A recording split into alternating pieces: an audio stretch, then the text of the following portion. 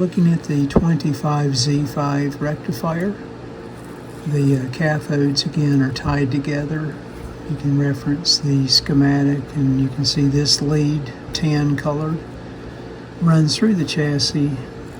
That goes back over to the field coil up above for the electrodynamic loudspeaker. The red lead being the B+, routes back over and goes to the first electrolytic can you see mounted here.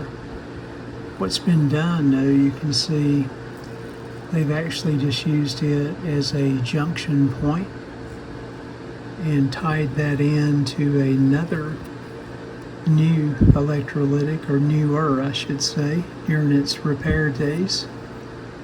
So again, this is the input filter for the field coil, serving as a choke. So let me go ahead and reverse that, just cut these leads. And just for giggles, I'm going to check and see if there's any capacitance left at all in the old capacitor that's top mounted here. And you can see the old capacitor used up only 15.9 picofarads of capacitance left. And I'll look at the capacitor that was placed in. You can see it's used up as well, only 7.4 picofarads. So the electrolytic capacitor mounted here, the 3 Charlie Charlie 261, is the original for the chassis. And when I looked at this earlier, I figured the Philco replacement located here at some point in time in the life of the receiver was the replacement for the first E-cap, and that is the case. Again, somebody placed this dual in to take the place of the 2 singles. So there were 2 identical capacitors to this one. You back up so you can see that better, located here. Doing a little brainstorming, just thinking out loud. You can see I've got a terminal strip with 6 locations. Of course, I don't need that many. I have a common ground, so that's 1, and then 2 more for the positive side of the capacitors.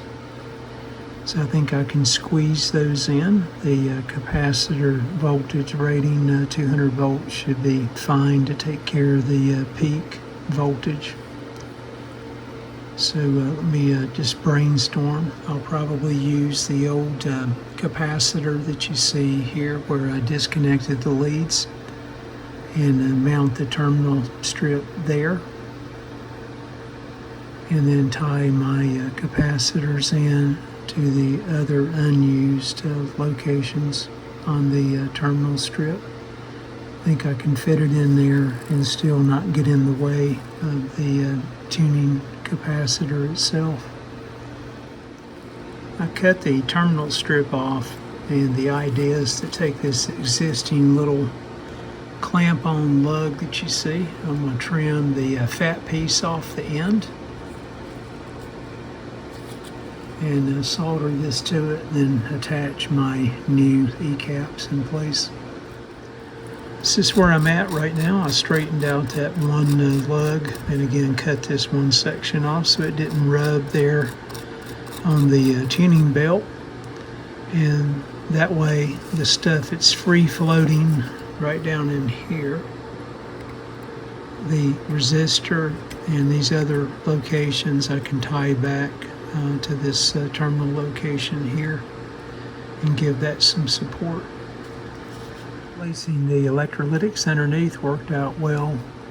You can see using the stem off of the old electrolytic to support the terminal strip, the modern day 250 volt E-caps in place, and everything dressed up.